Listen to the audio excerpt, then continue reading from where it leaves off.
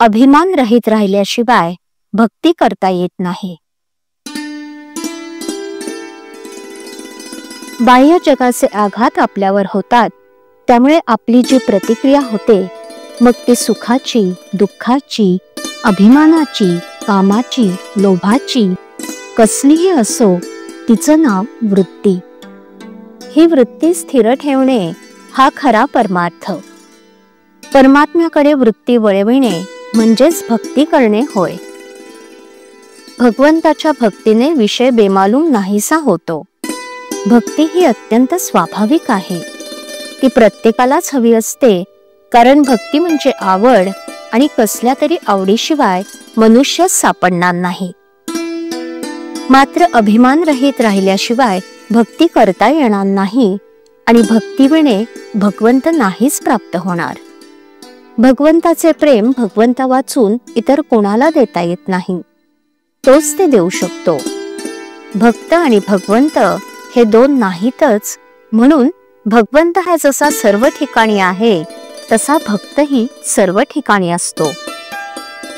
भक्त भगवंतमय होतो, म्हणून त्याला सर्व जगतात आनंद दिसतो. मी नाही आणि तू म्हणजे भगवंत आहेस, किंवा मी तोच म्हणजे भगवंत आहे असं जाणणे आणि तसेच कृतीत घडणे हेच परमार्थाच्या तत्वज्ञानाचे सार आहे. आणि हे साधायला भगवंताचे अनुसंधान हेच मुख्य साधन आहे. आज आपल्याला भगवंत पाहायचा असेल तर त्याला एकच उपाय आहे, भगवंताच्या नामात राहावे. नामाशिवाय दुसरा मार्ग नाही. वाहत आलेले नाले तिच्यात मिसळले तरी गंगामाईचे पवित्रपण जसे कायम राहते, त्याचप्रमाणे आमचा प्रपंच कितीही गढूळ असला तरी भगवंताची आठवण त्यात ठेवली तर त्याचे गढूळपण मग कुठून राहील. भगवंताचे स्मरण तर सर्व तीर्थांचा राजा आहे. नामस्मरणाशिवाय दुसरा मार्ग नाही. भगवंताच्या विस्मरणाला जे कारण होते ते टाकणे किंवा सोडणे हे वैराग्य, आणि भगवंताचे स्मरण होईल अशा गोष्टी करणे हा विवेक होय. रामरायाचे अंतःकरण खरोखर कर्तव्याला जितकं कठोर आहे, तितकेच भक्ताला ते अत्यंत कोवळे आहे. कर्तव्यासाठी त्याने सीतामाईला अरण्यात सोडली, तर भक्त प्रेमापोटी त्याने भरताला सांभाळला.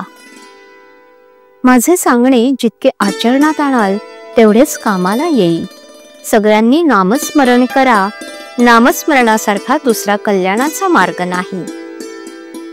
जे सहज आपल्या जवळ आहे, अत्यंत उपाधिरहित असून कुणावर अवलंबून नाही, असं जर काही असेल तर ते भगवंताचे नाम आहे. शुद्ध मनाने आणि शुद्ध अंतःकरणाने जो ते घेईल, त्याचे राम खरेच कल्याण करेल. श्रीराम.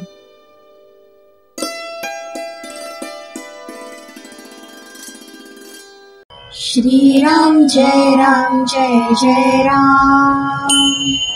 श्रीराम जय राम जय जय राम. श्रीराम जय राम जय जय राम. श्रीराम जय राम जय जय राम. श्रीराम जय राम जय जय राम.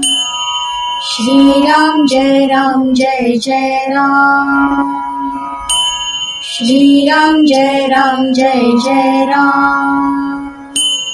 श्रीराम जय राम जय जय राम. श्रीराम जय राम जय जय राम.